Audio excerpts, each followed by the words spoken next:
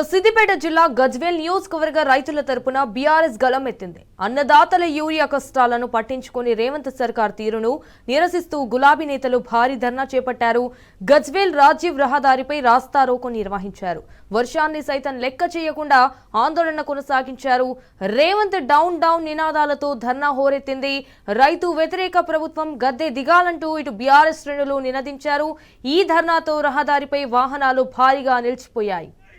జై కిసాన్ జై జవాన్ జై కిసాన్ మత్తురా జై గంగా అటు మీద కాంగ్రెస్ జై గంగా రైతులకు యూరియా వేంచరే.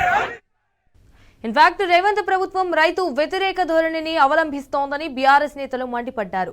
యూరియా దొరక్క గజ్వేల్ నియోజకవర్గ అన్నదాతలు ఇబ్బందులు పడుతుంటే ఇటు కాంగ్రెస్ సర్కారు మొద్దు నిద్రపోతోందని ఆగ్రహం వ్యక్తం చేశారు. అయితే వెంటనే అన్నదాతలకు యూరియాను సరఫరా చేయాలని గులాబీ నేతలు డిమాండ్ చేశారు.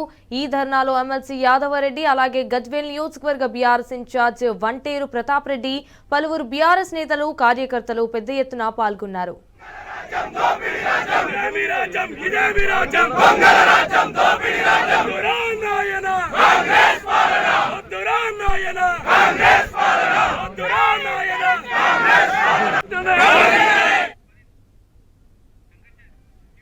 రైట్, ఇదే విషయానికి సంబంధించి మరిన్ని డీటెయిల్స్ మా ప్రతినిధి రంగచారి ఫోన్ ఇన్ ద్వారా అందిస్తారు.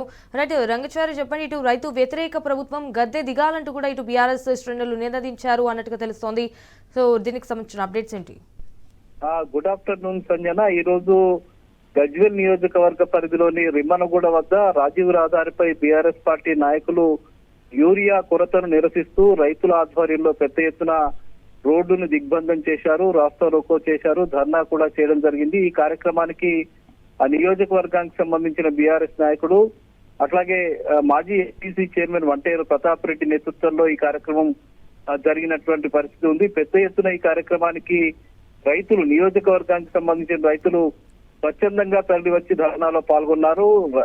పెద్ద ఎత్తున వర్షం పడుతున్నా కూడా వర్షాన్ని కూడా లెక్క చేయకుండా రైతులంతా రోడ్డు మీద పెద్ద ఎత్తున ఆందోళన దిగినటువంటి పరిస్థితి ఈ రోజు కనిపించింది. అంటే గత నెల 15 రోజులుగా సిద్దిపేట జిల్లా వ్యాప్తంగా తీవ్రమైనటువంటి యూరియా కొరత కొనసాగుతుంది. ప్రతిరోజు ఇటు సిద్దిపేట నియోజకవర్గము, దుబ్బాక నియోజకవర్గము, గజ్వేల్ నియోజకవర్గ పరిధిలోని అనేక గ్రామాలకు సంబంధించి, అనేక మండలాలకు సంబంధించి రైతులంతా కూడా యూరియా కోసం అగ్రో కేంద్రాల వద్ద, పిఏసిఎస్ కేంద్రాల వద్ద, అట్లాగే యూరియా విక్రయ కేంద్రాల వద్ద వాళ్ళంతా కూడా పడిగాపులు కాస్తూ, క్యూలు కడుతూ ఉదయం 5 గంటల నుంచి రాత్రి 12 గంటల వరకు యూరియా కోసం పడిగాపులు కాస్తున్నా కూడా వాళ్లకు యూరియా దొరకని ఒక దుస్థితి నెలకొని ఉన్నది. అంటే గత 10 సంవత్సరాల కేసీఆర్ ప్రభుత్వంలో రైతులకు అవసరమైన సమయంలో అవసరమైన బస్తాల యూరియాని పంపిణీ చేసినటువంటి పరిస్థితి ఉండింది. కానీ ఎప్పుడైతే రాష్ట్రంలో కాంగ్రెస్ పార్టీ ప్రభుత్వం అధికారంలోకి వచ్చిందో అప్పటి నుంచి